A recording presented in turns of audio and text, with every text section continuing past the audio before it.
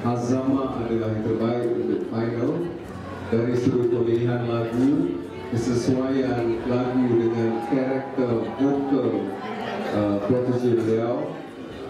Kalau ikut kesilapan, memang ketiga-tiga ada melakukan kesilapan. Walau bagaimanapun kesilapan dilakukan oleh Faris itu tidak ketara. Ya. Satu lagi, level of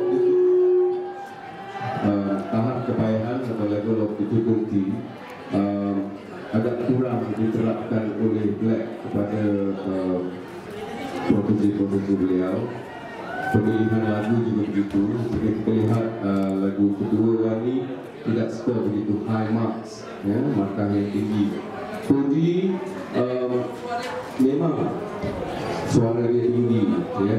Akan tetapi kita kena tengok keboleh pasaran ataupun market force, ya, potensi beliau. Jika bagi saya ada lagi satu Black di dalam industri, mungkin it is saturated. Kita tak nampak kelainan yang ketara. Akan tetapi Faris mempunyai tone suara yang romantik yang bagi saya pada ketika ini suara-suara seperti Brori, ya, tidak ada di dalam market, dan Faris melakukan kerja mengikut apa yang diterapkan oleh mentor dan dipersembahkan dengan visual yang menarik.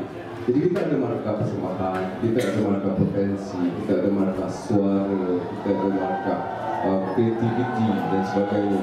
Dan sebagai seorang mentor, saya ulang, Azama did the best job for the finals, for the effort he put in, and kesilapan tidak banyak. Lagu yang selamat dinyanyikan oleh seorang protege.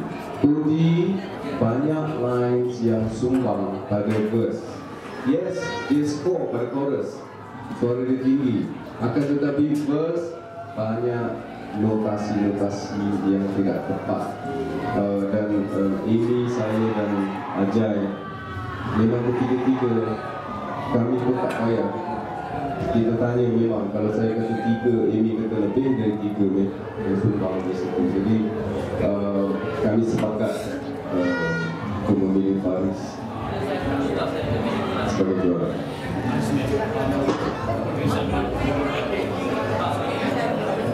Sebenarnya perbezaan markah di antara tempat kedua dan ketiga tidak jauh.